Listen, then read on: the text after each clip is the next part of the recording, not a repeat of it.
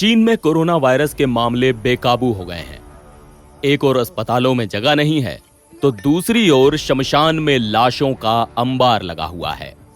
महामारी expert Eric fielding का दावा है कि अगले 3 महीनों में चीन की 60% से ज्यादा आबादी कोरोना संक्रमित हो चुकी होगी। बकौल डिंग, बीजिंग में सत्ताधारी चीन की कम्युनिस्ट पार्टी की कोविड नीति पूरी दुनिया के लिए फिर खतरा पैदा कर सकती है। डिंग के अनुसार सीसीपी का मूड है कि जितने लोग संक्रमित होने हैं हो जाएं, मौतें होती रहें, फर्क नहीं पड़ता। जल्द संक्रमण होगा और जल्द मौतें होंगी तो पीक भी जल्दी आएगा। कुछ एक्सपर्ट्स के अनुसार चीन में कोविड के मामले कुछ घंटों में डबल हो जा रहे हैं। मौतों के सही आंकड़े बाहर नहीं आ पा रहे। भयावह माहौल की जितनी जानकारी मिली है, हालात उससे कहीं ज्यादा खराब हैं। चीन में ओमिक्रॉन का सब वेरिएंट BF.7 कहर बरपा रहा है। चीन की हालत पर भारत समेत बाकी देशों की नजर है। डर है कि एक बार फिर चीन के रास्ते कोविड पूरी दुनिया पर छा सकता है। भारत को कितना खतरा है, आइए समझते हैं।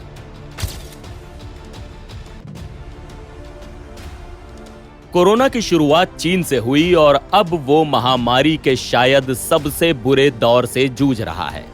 कई शहरों में अस्पताल फुल हैं, मॉर्चुरी में लाशों का ढेर लगा है। चीनी सरकार आधिकारिक रूप से कुछ नहीं बता रही, मगर रिपोर्ट्स बताती हैं कि स्थिति बेहद भयावह है। कई साइंटिफिक मॉडल्स दावा करते हैं कि हालिया लहर में चीन में 5 से 20 लाख मौतें हो सकती हैं। कोविड मामलों की संख्या 80 करोड़ तक जा सकती है।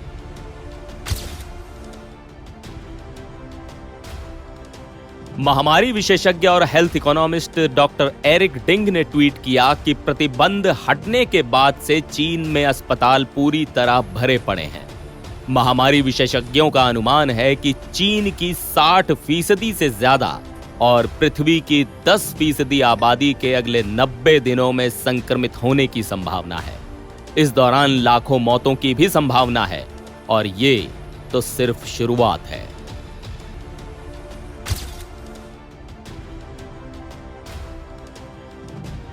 कोविड के ओमिक्रॉन वेरिएंट ने पिछले साल से कहर बरपा रखा है। इसके कई रूपों ने भारत समेत दुनिया भर में करोड़ों को संक्रमित किया। चीन में अभी ओमिक्रॉन का सब वेरिएंट BF.7 फैल रहा है। BF.7 ओमिक्रॉन वेरिएंट BA.5 की सब लीनिएज BA.5.2.1.7 का शॉर्ट फॉर्म है। रिपोर्ट्स के मुताबिक इसकी संक्रामकता ओमिक्रॉन के बाकी सभी सब वेरिएंट से कहीं ज्यादा है। BF.7 का इंक्यूबेशन पीरियड यानी संक्रमण से लक्षण दिखने के बीच का वक्त कम है और पहले से कोविड संक्रमित या वैक्सीनेटेड लोगों को भी यह आसानी से इन्फेक्ट कर सकता है।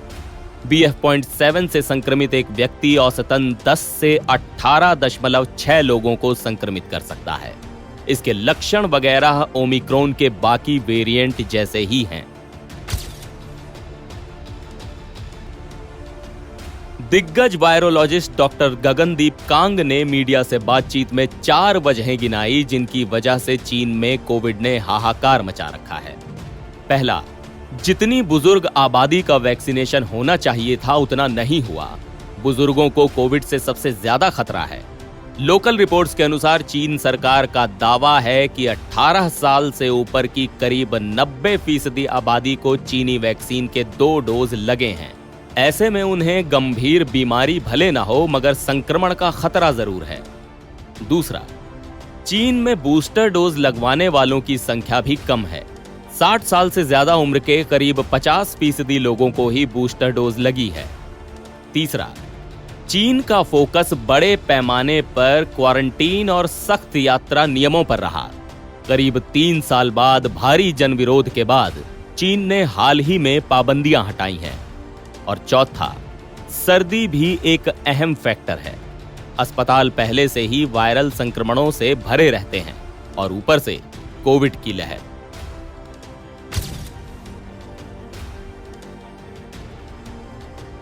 चीन के मुकाबले भारत में कोविड की स्थिति खासी बेहतर है।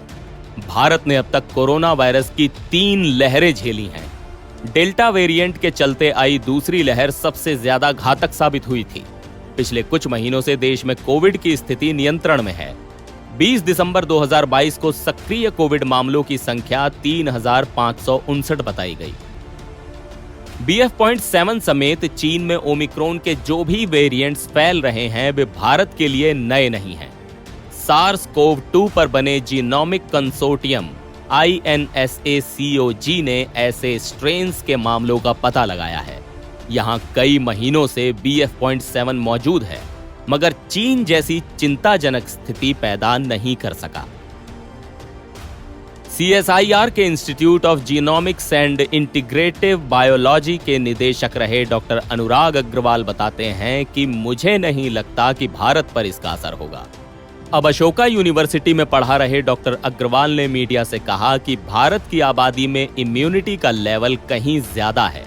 ऊपर से मजबूत वैक्सीनेशन प्रोग्राम ने इम्यूनिटी को बेहतर किया है। डॉक्टर कांग को भी लगता है कि चीन में जो कुछ हो रहा है उसका भारत पर असर नहीं होगा। उन्होंने कहा कि भारत में ज्यादातर लोगों में हाइब्रिड इम्यूनिटी है, भले ही हमारा बूस्टर डोज काउंट कम है। चीन से संक्रमितों के भारत आने के चांसेस भी ना के बराबर हैं। भारत ने कोविड की शुरुआत से ही चीन आने जाने वाली उड़ानें रोक रखी हैं।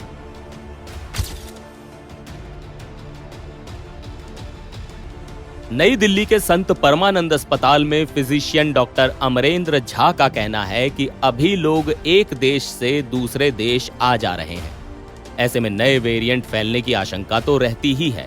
हालांकि इसका ज्यादा असर नहीं होना चाहिए क्योंकि इम्यूनिटी लेवल भी हमारे यहाँ ज्यादा है। उन्होंने कहा कि लोग पहले से सावधानी बरतें और जिन्होंने अब तक बूस्टर डोज नहीं लिया वो डोज जरूर ले लें। जिन लोगों को अन्य बीमारियां हैं जैसे डायबिटीज, बीपी और कोलेस्ट्रॉल, वो खास कर ख्याल रखें। बच्चे, बुजुर्ग और प्रेग्नेंट महिलाएं भी ध्यान रखें। आजकल बदलते मौसम से लोगों में सर्दी और खांसी जुकाम का लक्षण है। 3 दिन से ज्यादा बुखार है तो कोविड टेस्ट करवा सकते हैं। बचाव की जरूरत से इनकार नहीं कर सकते। NBT ऑनलाइन की रिपोर्ट।